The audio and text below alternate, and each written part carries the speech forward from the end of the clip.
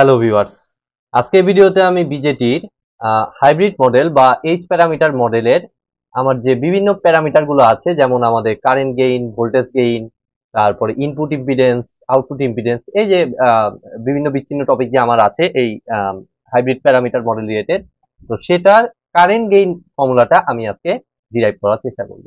তো ভিডিওটি শুরু করার আগে আমি অবশ্যই বলবো, যারা আমার চ্যানেলে একদম নতুন তারা আমার প্লেলিস্ট থেকে বিজেটির উপর আগের বেসিক ভিডিওগুলো একটু দেখে আসুন। বিশেষ করে বিজেটির এই এইচ প্যারামিটার রিলেটেড এর আগে আমার বেসিক দুটো ক্লাস আছে, সেই ক্লাসগুলো কিন্তু অবশ্যই লাগবে আজকে কনসেপ্টটা বোঝার জন্য। তো গত ক্লাসে আমি দেখিয়েছিলাম কিভাবে আমাদের এই এইচ প্যারামিটার মডেলের আমাদের ইকুইভ্যালেন্ট সার্কিটটা আগাইতে হয়। ডেফিনেটলি সেটা আমাদের কাজে লাগবে। তো আমি দেখুন, এক্ষেত্রে আমি নিলাম, মনে করুন যে আমি কমন ইমিটার মডেলটাই নিলাম, বা আপনি কমন ভাবে চিন্তা করুন। আপনি ইনপুট সাইডটা আমি দেখিয়েছিলাম এর আগে গত ক্লাসে কিভাবে দেখিয়েছিলাম যে আমাদের ইনপুট সাইডে এরকম একটা ইনপুট ইম্পিডেন্স সরাসরি, দেন হচ্ছে আমাদের ডিপেন্ডেন্ট ভোল্টেজ সোর্স, এগুলো কিভাবে আসে সেটা কিন্তু আমার গত ক্লাসেই দেওয়া আছে। তো সেখান থেকে আমি জাস্ট ওই কনসেপ্টগুলো এখানে কাজে লাগিয়ে এখন সরাসরি আমি করতেছি। তো দেখুন, আমার এই ইনপুট সাইড হয়ে গেল। এইটাতে আমাদের ইনপুট ইম্পিডেন্সটা হচ্ছে আমাদের, এইটা হচ্ছে ইনপুট ইম্পিডেন্স এইচ আই, দেন হচ্ছে এটা হচ্ছে এইচ আর, এইচ আর তে রিভার্স ভোল্টেজ গেইন, তো H R into V two. আর এই সাইডটা আমি একটু পরে দিচ্ছি, এই সাইডটাতে কিছু মডিফিকেশন আমাদের করতে হবে। আর এই সাইডে হচ্ছে আমাদের আউটপুট সাইড। তো আউটপুট সাইডে হচ্ছে ডিপেন্ডেন্ট কারেন্ট সোর্স। প্রথমে হচ্ছে ডিপেন্ডেন্ট কারেন্ট সোর্স, যার ভ্যালুটা হচ্ছে আমাদের কত, এইচ এফ।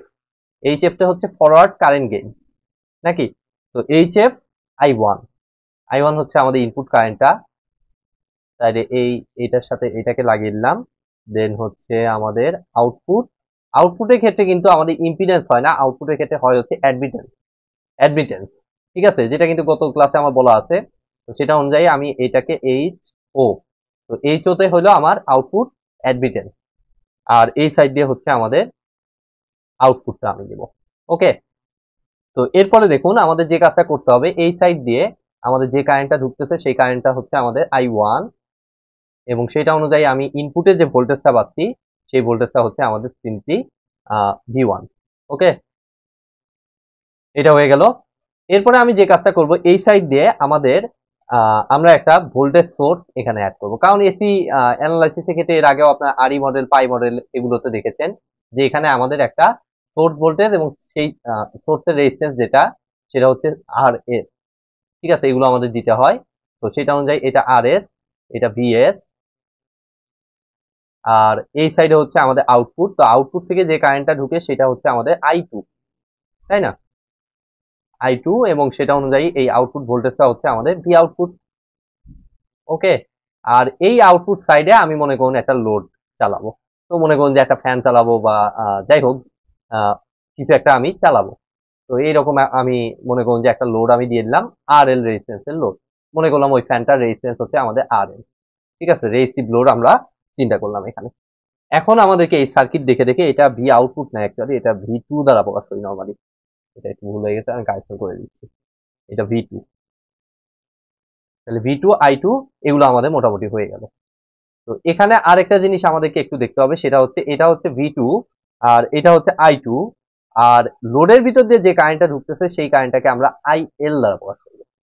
তো ডেফিনেটলি এখান থেকে আপনারা দেখতে পাচ্ছেন যে আই টু এবং আই এল আসলে একই, বাট একই পথে আমাদের আছে। ঠিক আছে, একই পাথে আমাদের আছে, তার মানে হচ্ছে এই দুইটা আসলে সেম কারেন্ট, বাট ডিরেকশন হচ্ছে একটা একটার অপোজিট। তার মানে আমি I two is equal to simply আমি বলতে পারি কত, মাইনাস আই এল। এ পর্যন্ত কিন্তু একদম ইজি। তো এবার আমরা যে কাজটা করব, আমাদের কারেন্ট গেইন। তো এই কারেন্ট গেইনকে আমরা প্রকাশ করবো হচ্ছে এ আই দ্বারা। কারেন্ট গেইনকে আমরা এ আই দ্বারা প্রকাশ করব। তো এ আই তে হচ্ছে, আই তে তো কারেন্ট আপনারা জানেন, আর গেইনকে আমরা সাধারণত এ দ্বারা প্রকাশ করি। ওকে, তাহলে এই এ আই সমান আমাদের হচ্ছে সিম্পল জিনিস একদম কি, আপনারা ডেফিনেটলি জানেন যে output current divided by input current হবে।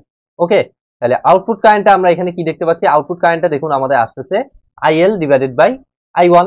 এটাই তো আইএলটাই তো আমাদের আউটপুট, আউটপুটে লোড লাগানো আছে, তাহলে লোডের ভিতর দিয়ে কারেন্ট কত, আমরা দেখতে পাচ্ছি আইএল কারেন্ট। তো এটা মানে হচ্ছে আইএল, আর হচ্ছে ইনপুট কারেন্ট কত, ইনপুট কারেন্ট হচ্ছে আমাদের আই ওয়ান। ঠিক আছে। তো আইএল সমান আমাদের হচ্ছে আমাদের আইএল টার্মে আমাদের কাজ হবে না, আমাদের কিন্তু ইয়েটা আনতে হবে হচ্ছে আই টুর ফাংশনে আমাদের ইকুয়েশনটা আনতে হবে। So IL is equal to আমি এখান থেকে দেখুন বলতে পারতেছি মাইনাস আই টু। তাহলে এইটুকু কিন্তু একদম easy, minus I two divided by I one. তো এই পর্যন্ত নিশ্চয়ই একদম খুবই সহজ। তো এরপরে আমাদের ফার্দার এটাকে মডিফিকেশন করতে হবে। তো তার জন্য দেখুন আমি সিম্পলি যদি ভি টু ইকুয়েশনটা নেই, তাহলে V two is equal to আমরা বলতে পারি আইএল ইন্টু আর এল, তাই না? So V two is equal to আমি বলতে পারতেছি এটা এআই, এই জায়গায় এটা ইকুয়েশন আকারেও রাখতে পারেন। আচ্ছা আমি এইভাবেই রাখলাম। তাহলে V two is equal to আমি কি বলতে পারতেছি I IL into R L, simple KVL বলুন বা ওহমস ল যেটাই আপনারা বলুন, V two is equal to আপনারা ডেফিনেটলি দেখতে পাচ্ছেন আইএল ইন্টু আর এল। তো আইএল মানে হচ্ছে আবার আমাদের মাইনাস আই টু, তাই না? যেহেতু আমি আই টুর ফাংশনে নিব, তো এই জায়গাটায় আমি বলতে পারতেছি minus I two into R L. এটা হচ্ছে আমাদের কত ভি টু। তাইলে এখন দেখুন এখান থেকে আমরা আরেকটা কাজ আমরা করব, এটাকে আমরা এক কাজ করি, এটাকে 1 নাম্বার ইকুয়েশন দিয়ে রাখলাম, আর এই ইকুয়েশনটাকে এটাকে 2 নাম্বার ইকুয়েশন দিয়ে রাখলাম। এখান থেকে আমরা এখন যে কাজটা করব, এই জায়গাটায় আমরা একটা কেসিএল অ্যাপ্লাই করব। দেখুন এখানে আমাদের আই টু কারেন্ট ঢুকতেছে, আর এদিক দিয়ে যে কারেন্টটা ঢুকতেছে সেই কারেন্টটাকে আমি মনে করলাম কথা কথা আই ওয়ান তো নিচ্ছি, তাই না? তাহলে এটাকে মনে করুন আই থ্রি মনে করলাম, আর এই কারেন্টটা সরাসরি জানাই আছে, কারেন্ট সোর্সের কারেন্ট আমাদের জানাই আছে, যেটা হচ্ছে H F I one, H F into I one. তাহলে এখন দেখুন আমরা যদি একটা কেসিএল এখানে অ্যাপ্লাই করি, তাহলে আমাদের কেসিএল অ্যাপ্লাই করলে আই টু ঢুকতেছে, আর বেরিয়ে যাচ্ছে কত আমাদের আই থ্রি কারেন্ট বেরিয়ে যাচ্ছে, আর H F I one current বেরিয়ে যাচ্ছে, তাই না? তাহলে এইটুকু বুঝতে পারলাম। এখন আই থ্রির একটা ইকুয়েশন আমাদের আনতে হবে এই এইচ ওর ফাংশনে, ঠিক আছে? যেহেতু এইচ ও গুলোই হচ্ছে আমাদের মেইন এই জায়গার প্যারামিটার, তো এগুলো অনুযায়ী আমাদের ফাইনাল ইকুয়েশন আনতে হবে। তো সেটার জন্য সিম্পলি আবার সিম্পল ওহমস ল অ্যাপ্লাই করব আই থ্রির ইকুয়েশন। আই থ্রির ইকুয়েশনটা আমাদের হবে এই যে এইচ ওটা কিন্তু বুঝতে হবে খুব ভালো মতো, এইচ ওটা কিন্তু আমাদের নট ইম্পিডেন্স, এটা হচ্ছে আমাদের অ্যাডমিটেন্স।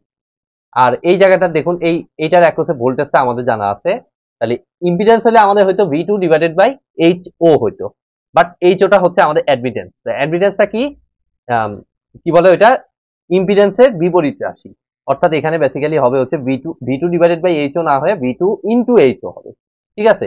তো আমি আই থ্রি জায়গাটায় আমি লিখতে পারতেছি, আই থ্রি জায়গাটায় সিম্পলি আমি বলতে পারতেছি H O into V two, simple H O into V two plus plus H F into I one, H F into I one. তাইলে এখান থেকে আমরা একটু I two is equal to H O V two, V two এর value দেখুন জানা আছে minus I two R L, এটা আমরা বসিয়ে দেবো। তাহলে এইচ ও যেমন আছে তেমনই, আর ভি টুর ভ্যালুটা কত, ভি টুর ভ্যালুটা হচ্ছে আমাদের মাইনাস আই টু আর এল। তো এই ভ্যালুটা আমরা বসিয়ে দিচ্ছি,